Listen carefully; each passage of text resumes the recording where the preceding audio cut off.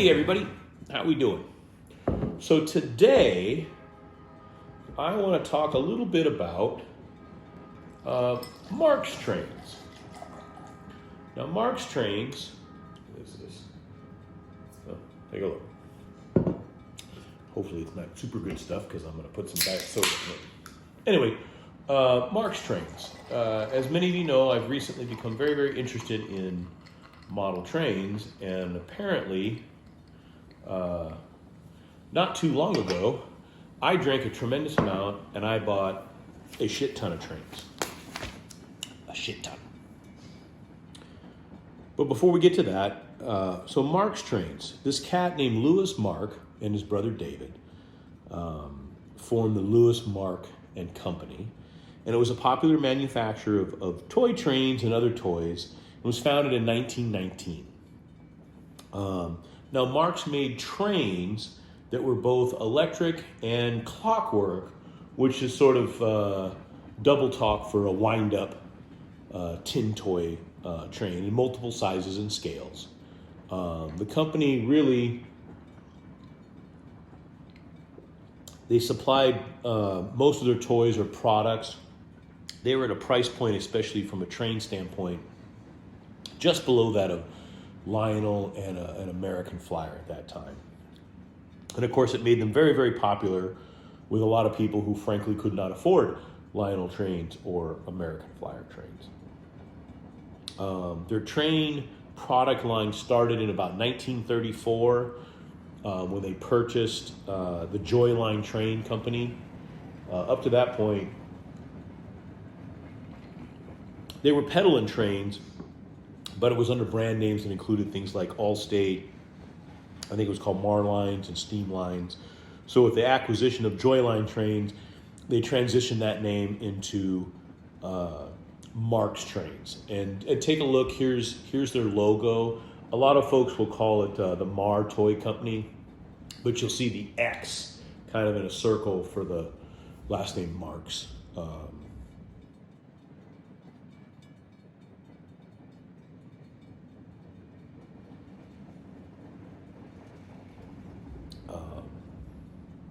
Which was kind of interesting. They didn't just do trains, they did, toy guns, dolls, doll houses, toy soldiers, and most of this crap was sold in dime stores, whereas Lionel and American Flyer, the trains, those would be in Sears and Montgomery Wards and places like that.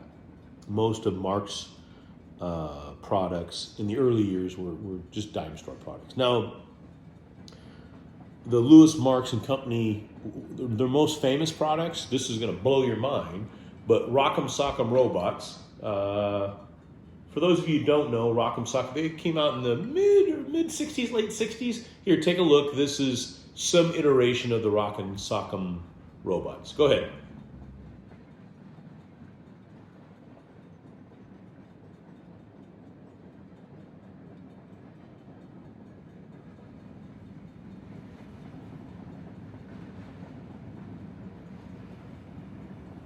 Rock'em Sock'em Robots, and they also did the Big Wheel. Now, for those of you who don't know what a big wheel is, here's a couple of photos of big wheels. Go ahead, take a look.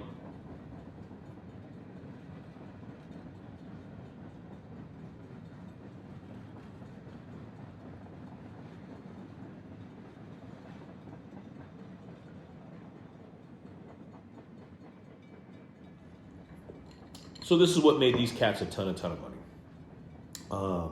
But I don't really want to get into all of that. Their trains, at least the early ones, were tin plate with lithograph, which made them very, very inexpensive to construct, but they were very, very durable and very, very popular. By like 1937, they had $3.2 million in assets, and they're one of the few companies that actually made money during the Depression. I think their annual sales was like $50 million, which in 1937 is a crap ton of money. Now, their first Marx trains came out in about 1934-35. And in that year, they included a very specific model that I'm intrigued by. It was the Union Pacific M10000.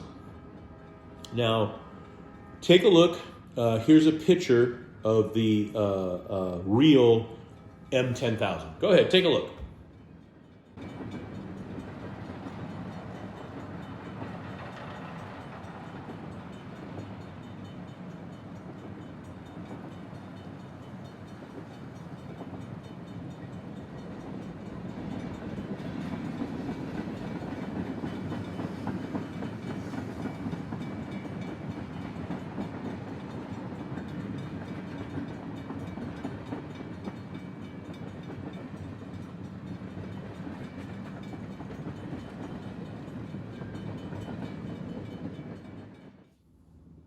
So there's several pictures. Now this M10000 was a streamlined passenger transit train that operated on the Union Pacific Railroad, and it ran from 1934 to 1941. The designer of the train was this cat named William Stout, who came from the aerospace industry. You can kind of see, obviously, the lines of that train. And at that period, it would be very, very popular. And at that time, it cost $230,000 to make that M10000 train, which is a tremendous sum of money. And it would do 110 miles an hour. Now, I don't go too far down a rat hole on that M10000. I'm going to show you here in a second. I actually ended up buying Lionel Line's version of that, as well as this Marx Train version, getting back to, I think the one I purchased is from like 1940, but it's all pre-war. And the real train ran, I think, from Kansas City, Missouri to Salina, Kansas, I believe, back and forth, again, from 34 to 1941.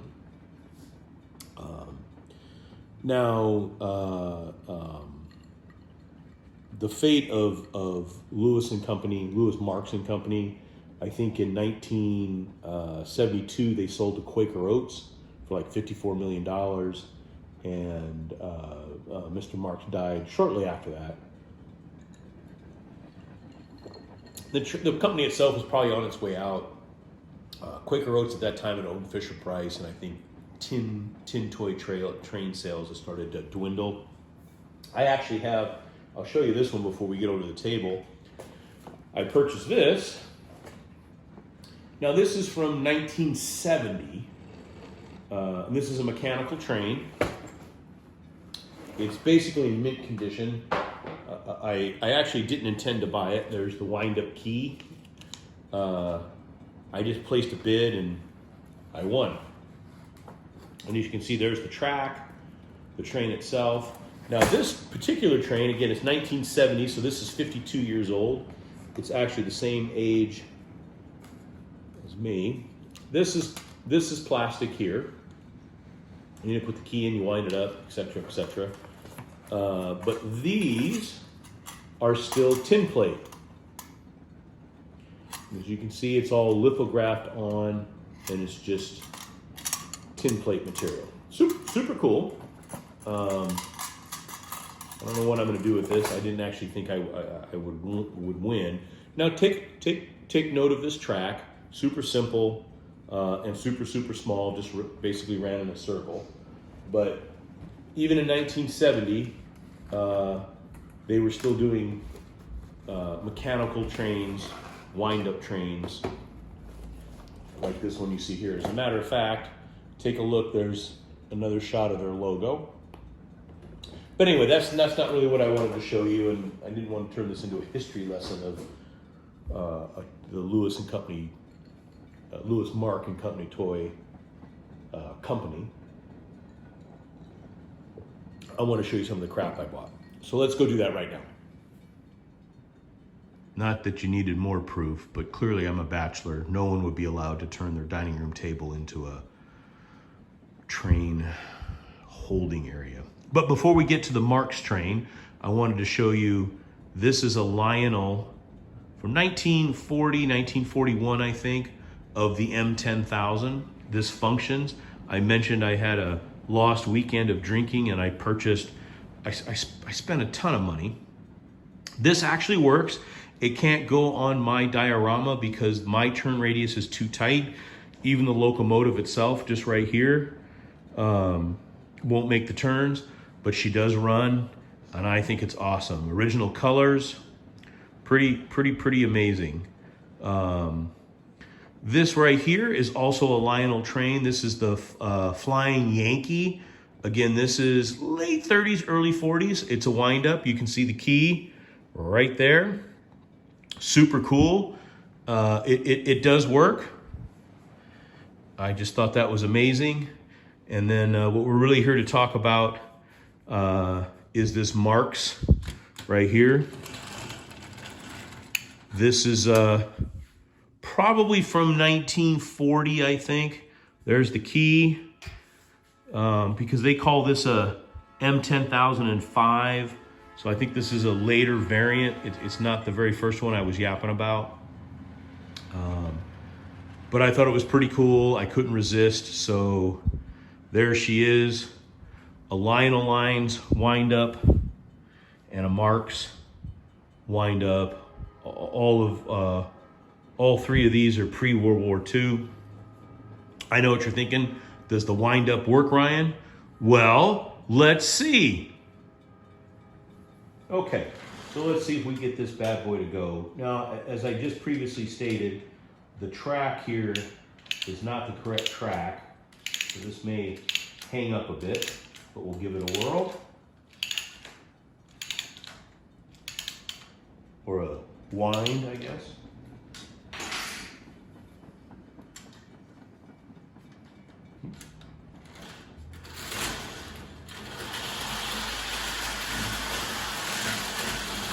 And there she goes. Well, that's a bit of a letdown. Boy, if I was a little kid, that should be a bummer. But maybe I didn't wind enough.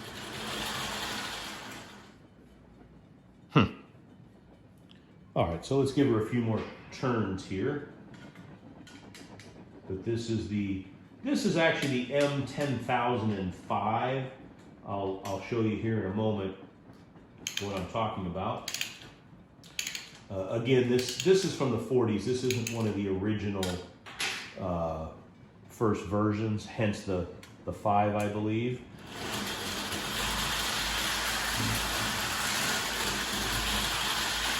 But how cool is that? Come on. Oh. So there you have it. That's what happens when you drink too much and you have discretionary income. You buy 3 trains that you do not need, but I love them all. The Flying Yankee I love so much, this will be another episode. I purchased a new, updated, it's from like 2007, I think, that's going to be the main train that runs on my track. And I actually bought brand new, sealed in the box, spared no expense, an M10000. It's all silver, Lionel's reissue of that. It'll stay in its box. Anyway, that doesn't matter. But I hope you got a kick out of this. Again, the Marx trains are very interesting. The one from 1970 and the one like we just showed you from the 40s. I think they're really, really cool, and I'm fascinated by all this stuff, and I hope you are too. Rest assured, progress on the diorama is, we are moving forward. There will be a video coming out very shortly to show you some progress. I just wanted to talk ever so briefly about the Marx Trains and show you some of the crap I bought. And obviously I've been drinking all day, so I'm a little sloppy.